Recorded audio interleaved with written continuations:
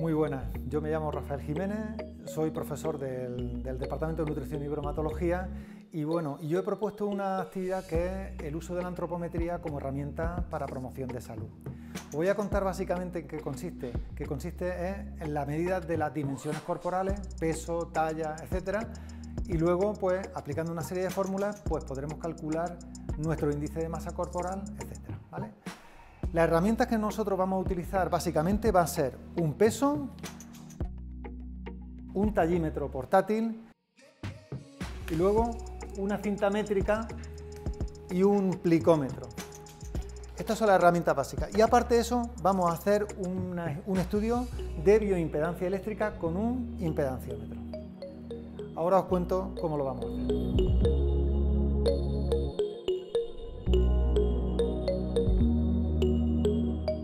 Vamos a empezar en este caso por el cálculo del índice de masa corporal.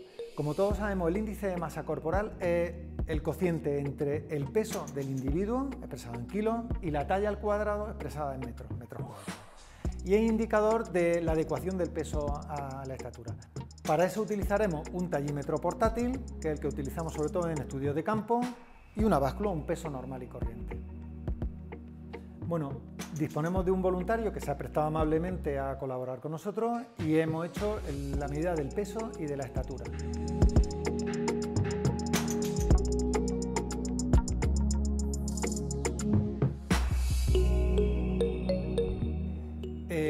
El peso del individuo es de 71 kilos y la estatura que hemos medido es de 1,76.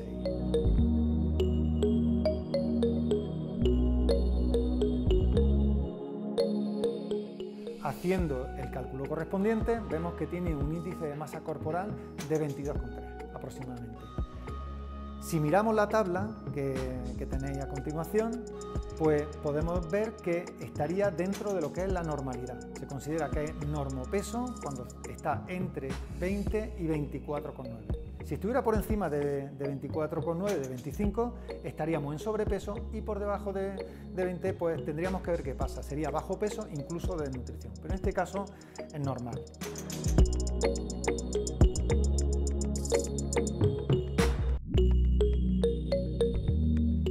El siguiente parámetro que vamos a utilizar, que es muy interesante, es el índice cintura-cadera. Conviene hacer este estudio porque las personas que tienen un índice de cintura-cadera descompensado, generalmente por encima de 1 en el caso de los hombres y por encima de 0,85 en el caso de las mujeres, quiere decir que tiene obesidad abdominal y eso está correlacionado con muerte por patología cardiovascular. Entonces interesa. Lo que vamos a hacer va a ser medir la cintura de nuestro voluntario y también la cadera.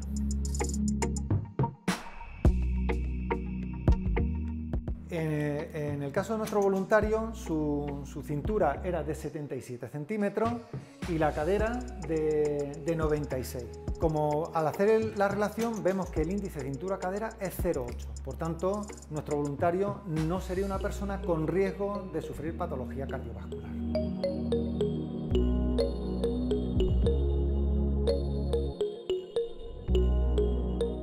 Y por último, otro de los parámetros que podemos calcular es la constitución corporal y cuál es el peso ideal que debe de tener esta persona en función de esta constitución corporal.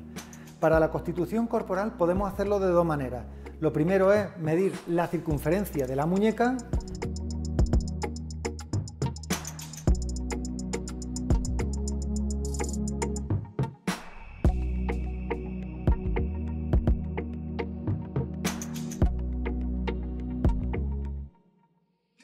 Y en segundo lugar, otra de las posibilidades es medir el diámetro del codo, para lo que utilizaremos un paquímetro.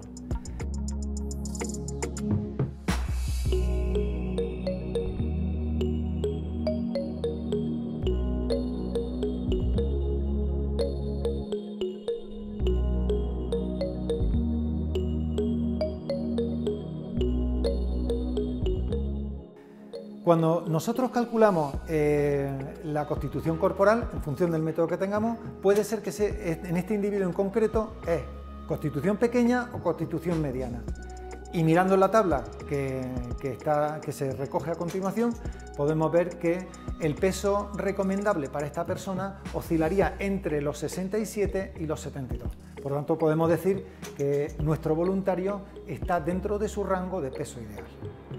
Como podemos ver, son herramientas muy básicas que todos podemos utilizar en casa y que, bueno, siempre nos pueden dar una idea de por dónde está nuestro estado nutricional, que también tiene su impacto sobre el estado de salud. Bueno, y por último, una cosa que también se puede hacer es el estudio de la bioimpedancia eléctrica. Para eso tenemos un equipo portátil, uno de mano. En este equipo lo único que tenemos que hacer es meter los datos de peso y estatura, de sexo y de edad. Y poniendo, como se puede ver, el individuo las manos sobre los electrodos, se hace circular una corriente y el equipo hace el cálculo del porcentaje en masa grasa y porcentaje en masa libre de grasa. Como podemos ver también, los datos están dentro de la normalidad, por tanto tenemos un voluntario bastante sano.